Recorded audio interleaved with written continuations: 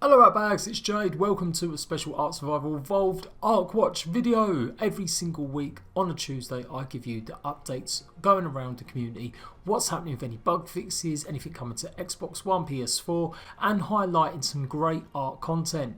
We've got loads of stuff including the Eggcellent Adventure update is going to be launching on the April the 16th. It's going to be here, brand new features for it as well as some returning stuff. And not just that, there's also a bunch of quality life improvements coming to Xbox One, PS4 and PC as well.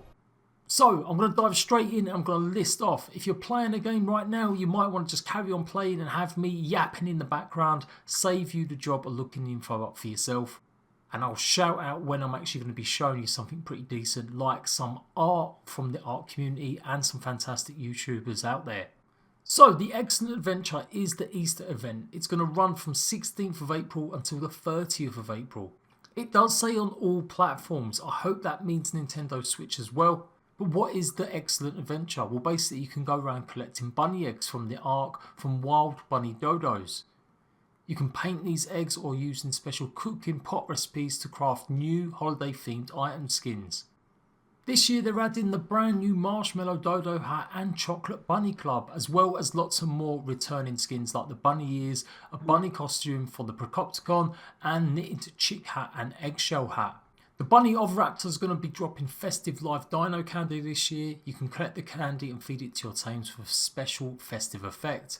And there'll also be wild creatures roaming around the lands in green, magenta, yellow and blue.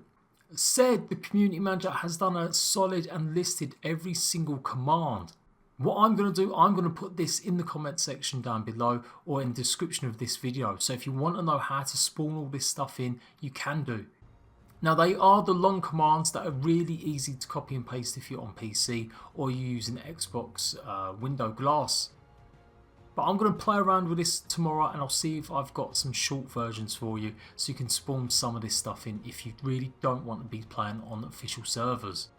As ever, if you rent a private server you should be able to enable this event or it will do it automatically. Just check your settings for whatever provider you're with. The Trader have it really simply done. It just has an option that you have every current event going live when Wildcard push it. I've been running the old Easter event on my servers, so I will definitely be switching it up and adding new stuff tomorrow. Okay, we've got a whole host of patch notes to get through. I'm going to read the PC ones. It does have the Xbox and the PS4 listed as well, but I don't see too many differences between them. So the Eggcellent Adventure update won't affect Primitive Plus. If you're playing Primitive Plus servers, you're not going to have this Eggcellent Adventure update. Wild bunny overraptors shouldn't be too hard to find. Over 50% of them on the Ark servers are going to be the new bunny overraptors, with aberration being the difference where only 33% of the wild aberrant dodos will be on aberration. You're not going to be able to tame these ones, so don't bother trying. They will just drop the Easter candy and you will be able to pick this up and feed them to your dinosaurs. The same applies to wild bunny dodos. 50% of wild dodos are going to be bunny ones. Again, you can't tame them and they're going to be dropping Easter eggs that do exactly the same. And these are the ones that are going to be dropping the Easter eggs that you're going to put in cooking pots so you can craft these new skins. You can also place them in the world and paint the actual dodo eggs. All in all, there's 6 skins including the 2 new ones, Marshmallow and Chocolate Bunny Club. Now onto the actual meat and potatoes of what a lot of people are probably happy about, fixes and issues being sorted. On PC, the Managama has drastically reduced its frost breath range, freezing stops at approximately turret range and damage stops at approximately half turret range. It's probably one of the biggest complaints still that the Managama is ruining PvP. It's just way too OP, way too overpowered. There are some fixes for Prim Plus as well. The Forge, the fixed the ability to craft Primitive Plus specific resources in the Forge. Coal, the fixed in ability to harvest coal from obsidian. Beehives, the fixed in ability to harvest beeswax. And the fixed problems with beehive functionality. Kibble, Cauldron Industrial Cooker can now craft new kibble and new kibble is now functional on dinos. Now meshing is always still going to carry on being a big topic, but it does look like Wildcard are really trying to show they're doing more. They fixed a bunch of holes and they've also got a big post part of this crunch giving us more information about meshing. They've also added a detector. It's an iteration on metrics, so it's hopefully going to be detecting if anyone is where they shouldn't be, and this will alert the GMs that go around and basically monitor the servers so they can take action action quicker. They've made a little bit of a nerf to the Desert Titan. It now requires line of sight to do melee or lightning damage, and exploits that have prevented cryo in casinos while they are carrying something. For aberration, they've added a bottom cap to mushroom trees, they've fixed aberration surface damage gaps, and they've fixed issues with blue mushrooms not allowing anglos to harvest properly. On the island, they've moved 4 spawn points to be out of potential geo, and extinction a fixed location where player could become stuck. A whole bunch of exploits have been fixed, including stacking physics impulses, Rockwell tentacles, tech swords, and fish baskets. The tech swords has been very hit and miss. I'm pretty sure over a month ago they said they'd fixed the tech sword glitch, which basically allowed you to kind of fly through the air. Maybe this is a slightly different new one. I'm really hopeful that this is actual full fix. Platform saddle. Enable platform build limit saddle. Platform saddle build area bounds multiplier can be used to increase this radius on unofficials. They've also made it that it prevents platform saddles counting towards the max turret limit. Taxidermy now supports weapons on humans. Hurrah! You can now show off your favourite assault rifle, or if it's your favourite knife or blade. They've also adjusted the Desert Titan's dermis offset, whatever that means. Homestead update, they've changed the icon iteration. Tech triangle roofs, they've fixed the LODs. Fence foundation, they've started a bit more on setup colorization, and wood railing, they've done the same thing. The Kentrosaurus, they've added a hard clamp to damage reflection, and the Equus, they've fixed the preferred kibble. GPS transponders, they've fixed them disappearing, and they've fixed the place transponder node no longer scales up after restart. The Mind Wipe now has an updated description of it to say it does in fact have a 24-hour cooldown. And Cryopods, the Cryosic dinos are no longer able to attack. And the Triblog for Cryopods now uses players' in-game name. Industrial Cooker now supports pulling water from any connected source, and it never auto-activates when connected to water. They've removed the global cuddle food list override array from extinction, and turrets now use fast turret targeting system automatically for anything moving faster than 300 centimeters squared. They've also made a change to sloped wooden walls. It's basically going to attach better so it looks better with a normal wall. And C4 can now be placed near all protected structures except near foundations. Dino leashes no longer can be placed near enemy foundations, and Armour they fixed some issues with it not working correctly or loading in properly for Flak and Gilly. They've done pretty much the same sort of thing for the Basilisk, the Dodecarus saddle and the Mammoth saddle. Now like I said, there isn't too much different from Xbox and PS4, but there is a couple of things. It looks like rendering artifacts has been fixed for Scorched Earth Dust Storm and Extinction Ascension, and that's pretty much it for the Xbox and PS4 updates. This is just that one little extra change. Don't forget, they are running a community contest where you can paint your own egg in real life even. You might get the chance to win $100.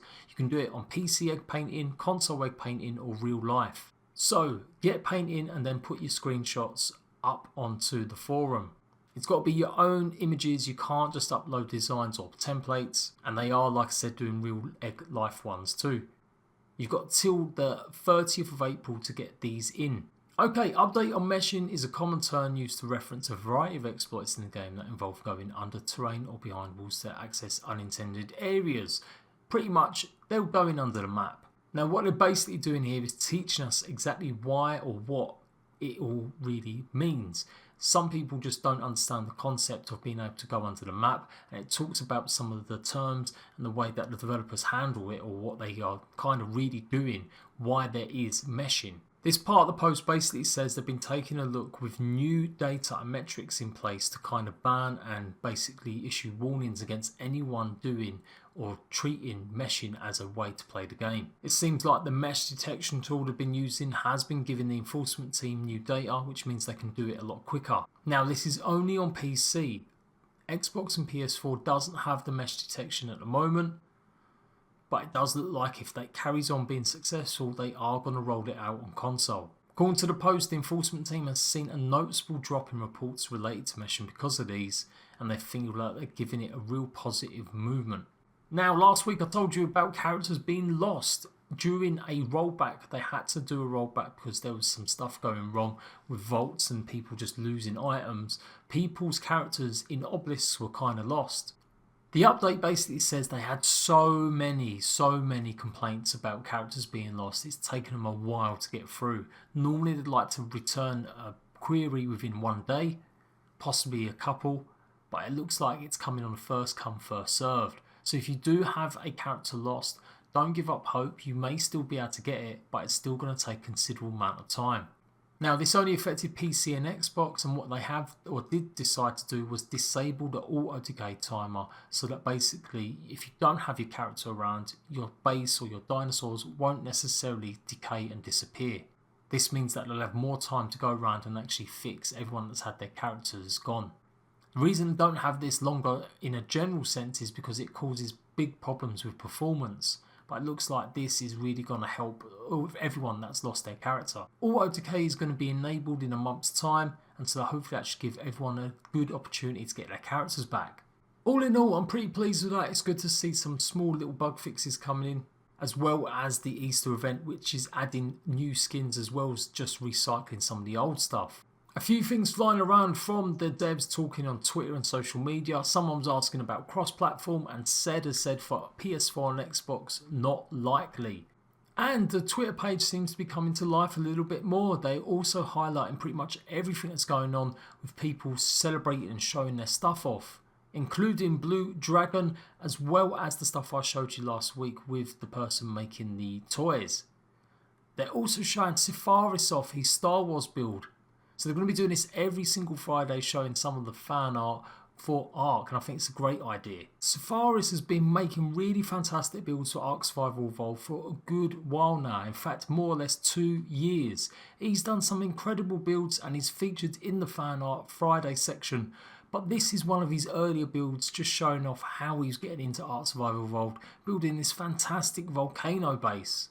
He used to regularly win lots of community crunch contests, I'm pretty sure, of his builds, because he is just really creative and doing all sorts of different types of things. It's a crying shame he's only got 4,000 subs. If you are watching this, go and subscribe to him now if you want to see some epic builds. I normally champion the fact that Xbox and PS4 has got great builders like Aaron Longstaff, but there is something to be said about seeing it in real high res, the way that ARK can look absolutely amazing, and that's what Sephiroth does with his builds as well. He presents it in a really quick, nice, easy way, and I really like that about his builds. This is one of the newest ones. It's VALGUERO, it's one of the modded maps I do believe, and it just looks absolutely amazing. So if you've never seen this guy before, go and make sure you subscribe to him and go and show him some love on his newest video and check out some of his older stuff. For sure, definitely one of the best builders I have seen. Really creative. But this one's got to be one of my favourites. He's obviously a real big Star Wars fan. He's done a few builds on it, and this is his Millennium Falcon build. Absolutely incredible. Just look at the detail on this. It makes my mind boggle that he's managed to do this in ARK Survival Evolved, but it just looks so cool. It looks like something I would really love to have on my server. I've definitely seen other people do these builds before, and I've seen it even on an Xbox once before, but there's something about the lighting, the way he's done it here, it just really looks really cool, and I really like the way he's done it. So big shout out to Sephiroth, go and check him out right now.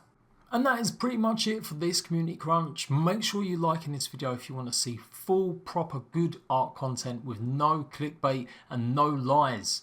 Go and support some of the creators I highlight, and be on the lookout for a video showing you the brand new skins close up. I am Jade, I do ARK news every single Tuesday, and I hopefully give you up-to-date information when there's actual real good info coming out. I'm working on something really special at the moment. Just a little sneak peek, this is my Dragon Egg cinematic that I'm working on right now. With a bit of luck, hopefully I might be able to get it out by tomorrow, but it's looking likely maybe on Wednesday. And that is pretty much it. Just a last quick shout out to everyone that's been joining in. I know everyone's been joining because of Conan Exiles, but I do want to reiterate, I will be doing different content every single day alongside Conan Exiles. While ARK is still going through a little bit of a quiet patch, it's good to play other games, and Conan Exiles is bringing in so many views and so many brand new subscribers for me. But like I said, I will be focusing on more content, taking a look at brand new games and taking a look at why some games have had trouble. So keep up to date with all the Access news, ARK news, and maybe even Conan, give it a try. and I'll see you right back soon for another ARK Watch video.